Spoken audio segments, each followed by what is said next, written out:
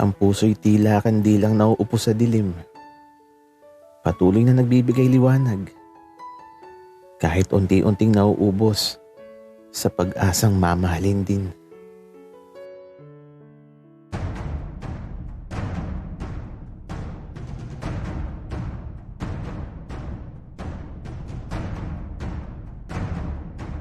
Kaibigan, huwag mong kalimutan mag-subscribe sa aming channel at huwag din kalimutan i-click ang notification bell at subscribe button. Subscribe na!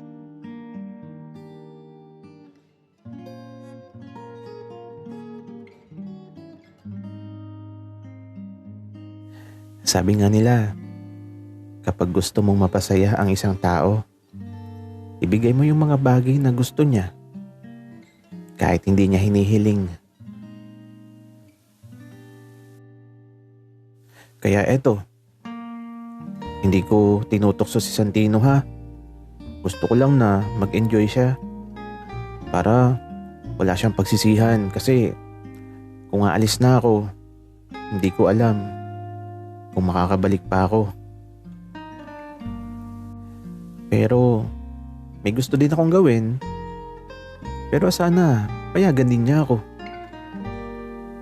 Kaya lang, dumating yung tatay at nanay niya. Kaya ito, yung saya at kaba kanina, napalitan ng takot.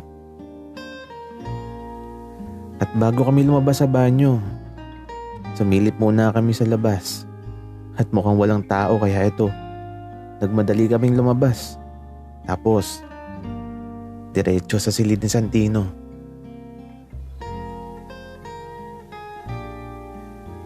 Diretso bihis lang kami. Wala naman akong nakitang kakaiba.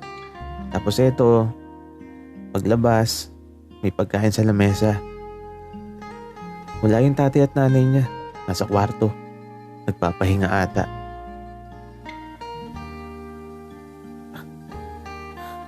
Wow, saan galing to? Ang init pa ng spaghetti at puto, Santino. Tara na kumain. Oo nga, nakakagutom. Wika ni Santino habang kumukuha ng plato. Kaya ito habang kumakain kami, may kape din na umuusok pa sa init. Tapos may mga ulam din na dala yung tatay at nanay ni Santino. Parang galing ata sa handaan. Kaya ito, enjoy lang sa pagkain. Masaya lang tapos busog lang. At matapos makakain, wala kaming ibang gagawin kundi ang mahiga. Kasi ang lakas ng ulan sa labas.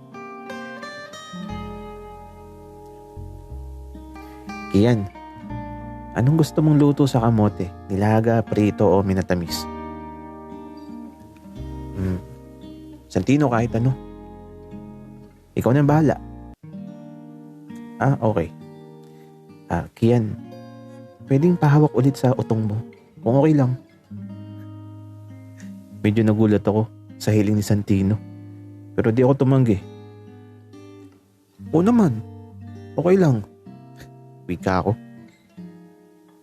At eto, tumagilid siya sa kama, tapos pinasok yung kamay niya sa loob ng damit ko. Tapos pamikit siya at eto, nagsimula na siyang laruin yung utong ko. Pinagmamasdan ko lang si Santino. Nakapit lang siya na nakangiti na parang masayang masaya sa ginagawa niya. Ako naman, eto, masaya din at nakikiliti. Pero, hinayaan ko lang siya hanggang sa tumigil na siya. At tila ba, nakatulog na. Oo, tulog na nga si Santino. Kaya ako, eto, matutulog na lang din talaga ako. Sakto sa malamig na panahon. Ang sarap matulog. Sa pagpikit ko ng mga mata ko, hindi ko na namalayan ang paglipas ng mga oras. At nang magising ako, nakayakap na pala ako kay Santino. Ako yung nakayakap sa kanya. Gagi, ang lamig kasi. Ang sarap yumakap, ang init. Gising ka na pala, Kian. Wika ni Santino. Aalis na sana ako sa pagkakayakap kaso hindi ko magawa kasi niyakap din niya ako.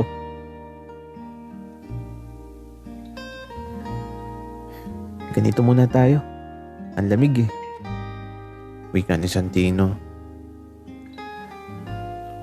Sige. Kaso baka makita tayo ng tatay at nanay mo. Wika ako naman. Kian, huwag kang mag-alala. Nilak ko yung pinto. Okay. Ang tanging sagot ko. Mula sa bisig na nagbibigay init, hindi na ako tumanggi. Gusto ko mag-iwan kay Santino ng madaming masasayang alaala.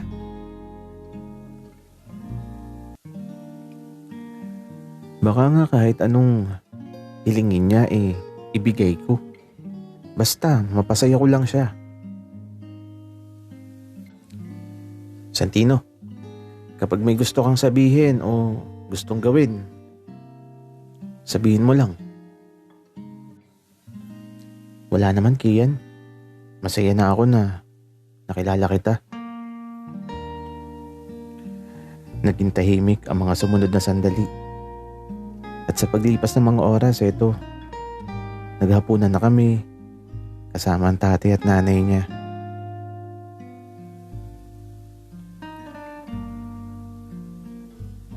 Malakas pa din ang ulan. May bagyo kasi.